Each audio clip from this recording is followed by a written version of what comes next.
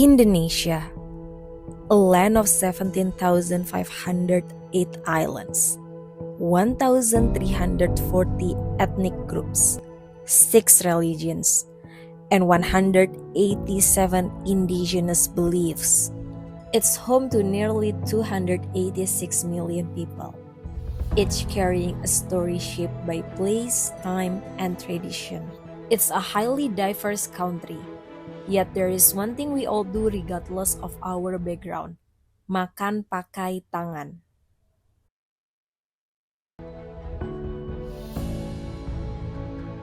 Lebih suka pakai tangan.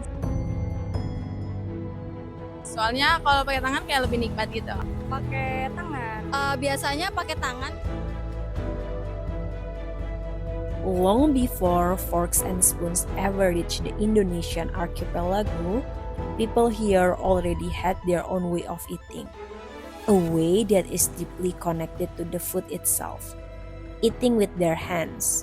Until the 19th century, people across Indonesia commonly ate rice with their bare hands. A simple etiquette guided this practice: wash the hands before eating and again afterwards. This ensured the hands were clean and also kept the grains from sticking, making it easier to scoop, press, and lift the food. When European traders arrived, first the Portuguese, then the Dutch, they brought along their own dining tools. But even with the arrival of these utensils, local eating traditions did not fade away. For the colonizers, eating with utensils represented civilization and status.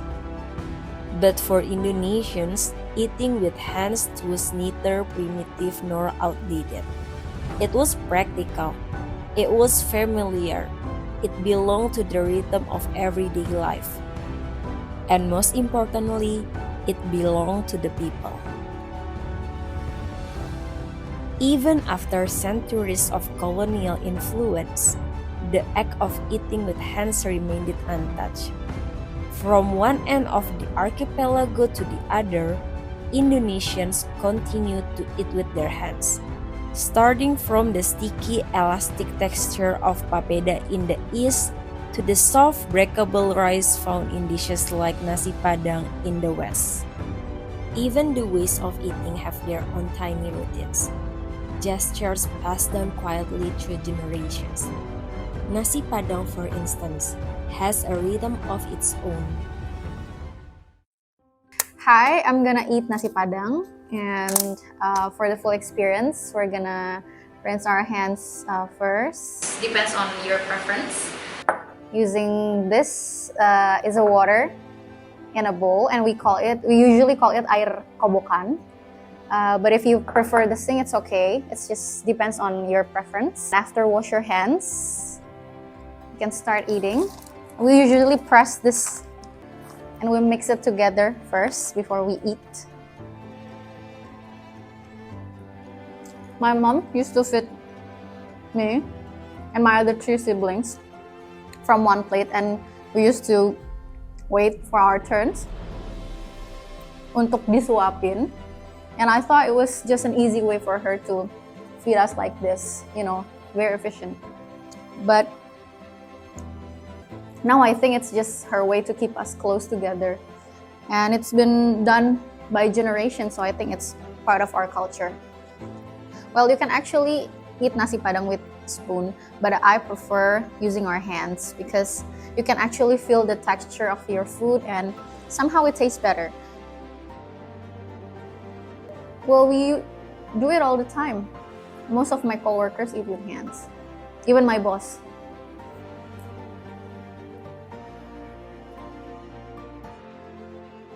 Yeah, it depends on the situation, and it basically depends on the food.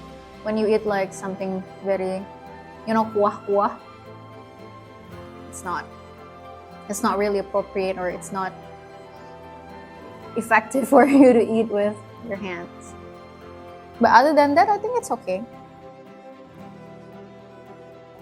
I think because I know what to expect. I know the texture of the hands, and when it enters my mouth, I just know how it actually is because I've touched it before. But if I use spoon, I don't know if it's like greasy or something like that.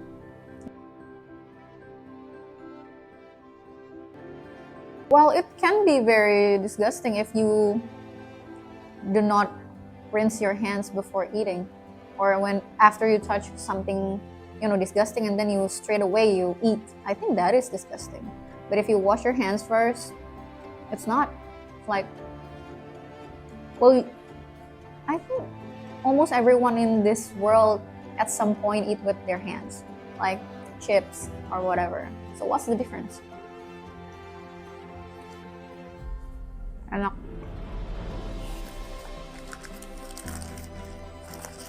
I'm gonna rinse my fingers using air kobokan, but actually I'm pre-cleansing my hand because I'm gonna use sink and actually use soap to wash my hand.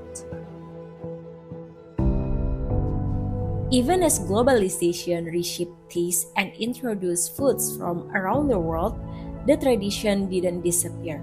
It adapted.